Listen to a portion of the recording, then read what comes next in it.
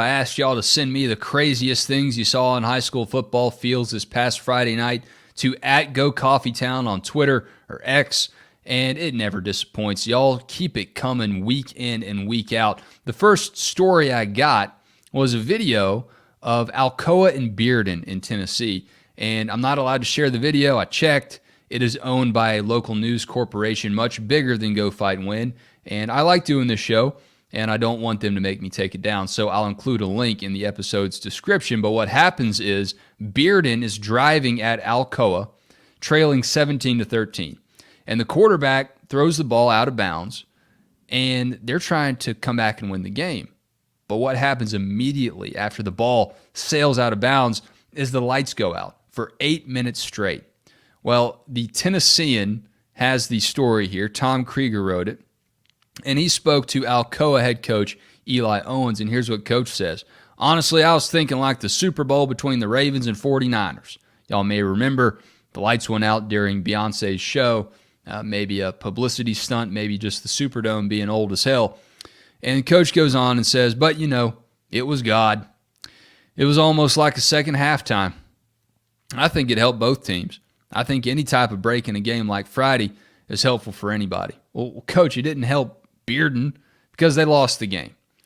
And the lights go out in these high school games from time to time. I remember a game in the early 2000s state championship game. Parkview playing at Northside in Warner Robins, and Northside had some momentum. They were trailing Parkview, and the lights go out for 30 minutes. Well, the unique thing about Northside is Northside shares McConnell Talbert Stadium with Warner Robins. And this is a fierce rivalry in the state of Georgia. One of the best. And I'd put it up there with one of the best in the country. These two fan bases hate each other. Well, the lights go out, and there was a Warner Robins fan, team dad, team mom, who knew where the light switch was, knew where that circuit breaker was. Boom! Lights go out. And I'm not saying anybody did it on purpose, but that's how the legend goes. So that's what happens here. Alcoa and Bearden. Alcoa is the home team. Their home lights go out. Boom. And it's dark. And you can't tell me that it helped both teams. Bearden is over there saying, what is going on? We're on enemy turf, and the lights are out. They got to keep their heads on a swivel because there's no telling what could come out of that darkness. Well, a wind did not come out of it for them. Here's the deal, though. I'm not an electrician. I'm not an electrical expert. I've hung a couple ceiling fans in my day, and it just scared the crap out of me. Dealing with those live wires, that I flipped the right switch on the circuit breaker, you never know. And it was pretty stressful. Top 5 argument in my marriage, no doubt about it. So I don't deal with electricity anymore, but I did see this in the video. The lights are out, the LEDs, the halogens, whatever they got up there. But they're not out in the press box, and they're not out in the school or the Dairy Queen or whatever you can see in the background there. So it wasn't a power outage in the area. Was it a Christmas vacation situation? Did an animal, cat or squirrel, get in there, start gnawing on those wires and knock the lights out? I don't know. Did an Alcoa team mom, team dad see the comeback was on and just happened to stumble on that light switch? I guess we'll never know. That's the night that the lights went out in Alcoa. That's the night that they won the football game. Coach Eli said it was an act of God now. But did someone from Alcoa have a light switch in their hands? We'll never know. And the next thing y'all sent me is a video I can use from Nick King Sports in Arizona. Thank you, Nick. Appreciate that. Y'all give him a follow as he is gracious in allowing me to use this wonderful video. It's perfect. So Nick King says the start of the ALA Queen Creek. It's not short for Alabama. Maybe it's a la Queen Creek. Maybe it's French. A la Queen Creek taking on Saguaro. The game was delayed because the horse leading the Patriots out apparently decided midfield was a wonderful place to relieve himself. So y'all check this out. This is a big horse here, okay? I mean, this is a noble steed. This is just a beautiful image to begin with, and it's only going to get better. I mean, this thing is as close to a Clydesdale as you're going to get. So again, I'm not a horse expert either, not an equestrian guy. But I do know that wild animals or domesticated horses, they go early and they go often. So the horse does evacuate its bowels right there at midfield. You see the kid out there with the shovel. We'll get to him in a minute.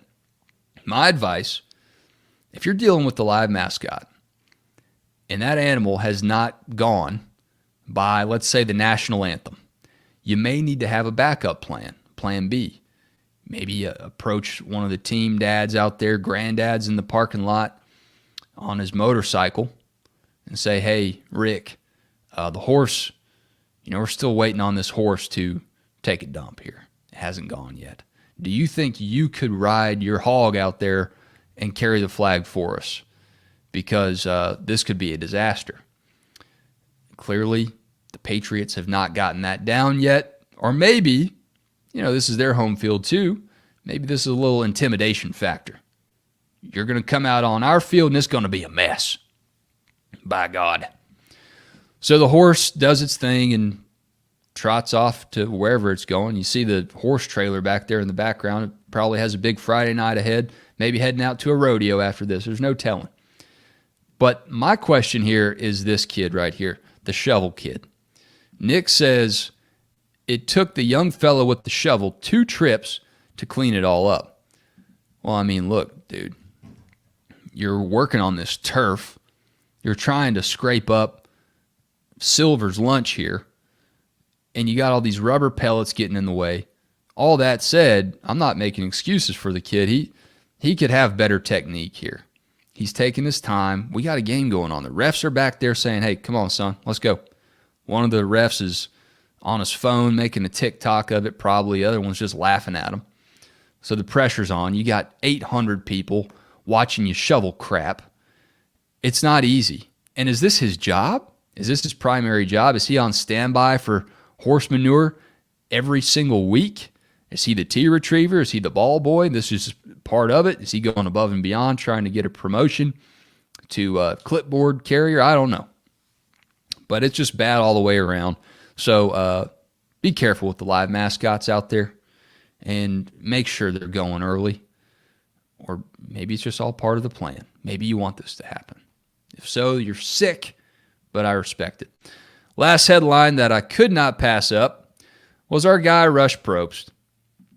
Rush Propst, you know him. 2 days. He coached in Georgia for a little bit. And Rush Propst is now coaching at Pell City in Alabama. Back in his Alabama roots after coaching at Hoover for all those years. Well, Pell City was taking on Moody. And Moody just didn't describe the high school football team. It described Rush Propst that night. So there was a fight in the ball game. And Rush Propst's son, John David, is a wide receiver for the Pell City football team. So as the story goes, according to AL.com, Joseph Goodman is all over this. John David tries to run out there in the fight. Well, if you grew up in the South in a certain generation, then you know dad's belt is not too far away if you're acting up. Well, tonight, it wasn't coach's belt that landed upside the head of his son, and it wasn't Rush Propst's head that ended up in another player's helmet, because he's done that. He's headbutted a player and bled all over the place. Maybe he did that for TV, who knows. But the sideshow for Coach Propst is always going to travel. And Coach, instead of just restraining his son, throws his headset at John David's helmet and breaks the whole headset. And the reporting here says that there was a team ready to repair the headset.